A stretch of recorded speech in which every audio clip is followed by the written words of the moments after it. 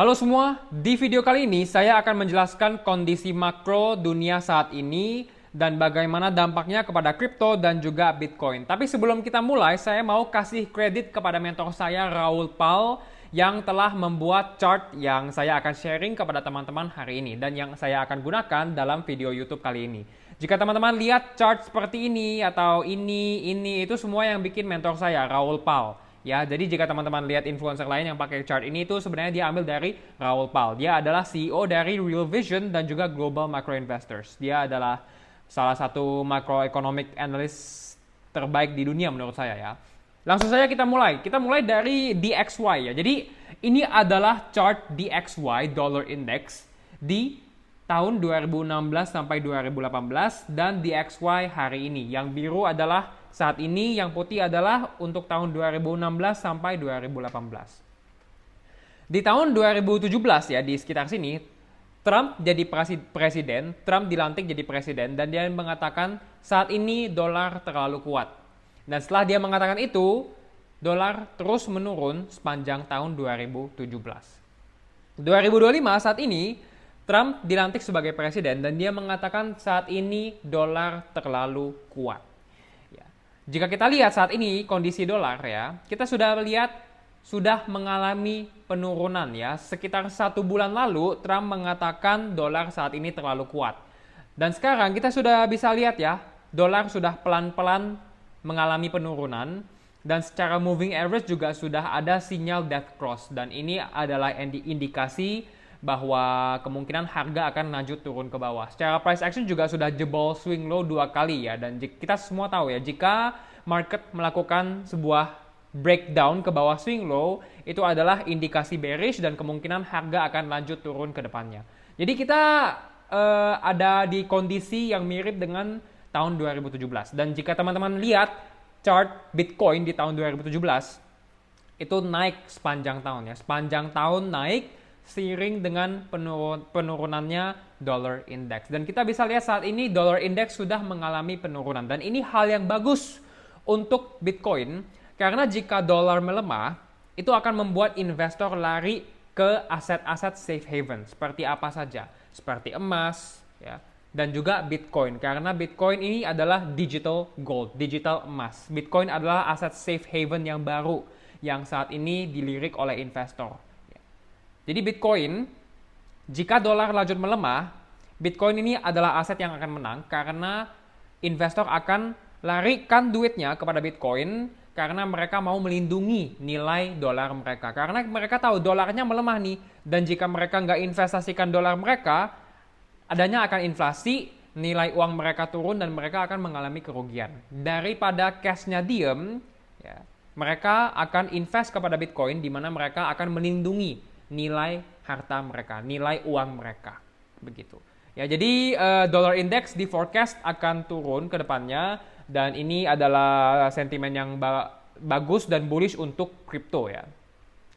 Chart selanjutnya Global M2. Jadi Global M2 ini salah satu indikator global liquidity ya yang sangat penting karena jika kita perhatikan 2017 ya, 2016 Global M2 mengalami breakout, koreksi dulu, lalu 2017 naik kencang sekali. Dan 2017 kita tahu Bitcoin juga naik tinggi sekali.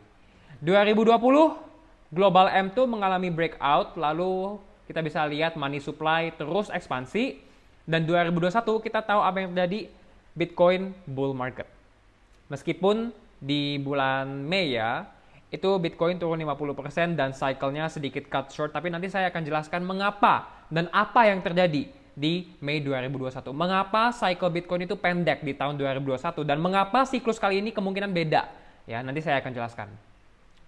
Tapi kita memiliki pola yang sama. Tahun 2024 Global M2 breakout dan saat ini koreksi. Jika kita lihat pola historical, ada kemungkinan ini Global M2 soon akan melanjutkan kenaikannya, artinya likuiditas akan meningkat dan pastinya dengan likuiditas yang meningkat ini adalah hal yang positif untuk Bitcoin karena lebih banyak likuiditas, lebih banyak cash yang bisa inflow kepada market crypto dan jika cash ini inflow ke market crypto ya pastinya harga akan pump. Lalu jika kita hubungkan chart global M2 dengan harga Bitcoin, kita bisa lihat korelasi yang sangat-sangat kuat ya. Di saat global M2 breakout dari pola sideways-nya, Bitcoin langsung masuk bull market. Ini terjadi di 2017, 2021 ya, 2020, 2021 ya. Dan saat ini juga terjadi di cycle 2024-2025 ya. Dan kemungkinan besar jika kita pelajari chart historical, kemungkinan besar ya, berdasarkan data ini Bitcoin harusnya akan pump untuk tahun 2025 berdasarkan global M2 chart ini. Next, Bitcoin and ISM. Jadi ISM itu adalah indikator business cycle. Ini menunjukkan apakah ekonominya saat ini sehat atau ekspansi, atau ekonominya sedang melemah atau kontraksi, lagi kontrak ya. Jika teman-teman lihat di saat ISM membuat top di sini, Bitcoin juga membuat top tidak lama kemudian. Lalu di sini ISM membuat top, Bitcoin top di sini. 2017 ISM top di sini, Bitcoin top di sini ya. Gak persis, cuman kita sudah dapat daerah-daerah yang cukup dekat ya. Lalu di sini kita juga bisa lihat 2021 ISM peak di sini dan Bitcoin cycle top di waktu yang sama. Ya, jadi inilah yang terjadi di 2021. ISM-nya sudah top guys. Makanya cycle-nya pendek. Indikator ini teman-teman bisa lihat cukup akurat ya dengan memberi sinyal potensinya cycle top untuk Bitcoin. Lalu jika kita lihat ISM di atas 50 ya, tiap kali ISM naik ke atas 50, Bitcoin selalu mengalami bull run. Di sini ISM naik ke atas 50, Bitcoin bull run. Di sini ISM naik ke atas 50, Bitcoin bull run. Di sini ISM naik ke atas 50, Bitcoin bull run. Saat ini Februari 2025 kita baru mau masuk dan naik ke level 50 guys. Apakah market sudah top? Akan sangat bodoh jika kalian mengatakan market sudah top berdasarkan indikator ini. Dan juga berdasarkan indikator global M2 dan juga berdasarkan indikator lainnya yang kita akan bahas ya. Jadi ini secara ISM. Secara inflasi gimana coach? Inflasi naik 4 bulan berturut-turut coach. Apakah The Fed akan naiki suku bunga? Nah, jadi ini menurut saya inflasi naik 4 bulan berturut-turut ini sebenarnya bukan tanda bahaya. Menurut saya ini adalah tanda aktivitas ekonomi yang kembali hidup. Jika kita lihat forecast-nya sepanjang tahun 2025 ini kemungkinan CPI juga mengalami penurunan guys ya. Dan pastinya jika CPI turun, The Fed akan lebih terdorong untuk menurunkan suku bunga. Lalu bagaimana forecast dan proyeksi suku bunga The Fed turun ke level kurang lebih 4% pada akhir 2025 ya. Sentimen bullish lagi untuk crypto dan juga Bitcoin. Jika kita lihat secara data unemployment ya, ini proyeksinya juga kemungkinan besar akan mengalami kenaikan. Artinya apa? Ekonomi ke depan ya diproyeksi itu akan melemah. Dan jika ekonomi melemah, The Fed harus turuni suku bunga supaya mereka bisa membuat kondisi ekonomi lebih ringan untuk negaranya. Ya. Dan jika The Fed turuni suku bunga itu adalah tanda dan katalis sangat positif untuk crypto dan juga Bitcoin. Bonus sedikit saya mau tunjukin teman-teman on-chain data. Ini adalah Bitcoin MVRV Z-Score, di mana jika Z-Score garis biru ini sudah masuk kepada zona merah, maka itu adalah tanda Bitcoin potensi berada di cycle top. Jika teman-teman lihat saat ini MVRV Z-Score-nya itu masih di level 2,4. Sangat jauh dari zona merah ya. Dan akan sangat konyol jika teman-teman percaya TikToker gak jelas ya, bocil palingan yang bikin kontennya. Oh gawat, market sudah top, cycle sudah top. Itu konyol sekali guys. Jangan bodoh ya. Jangan bodoh di dunia.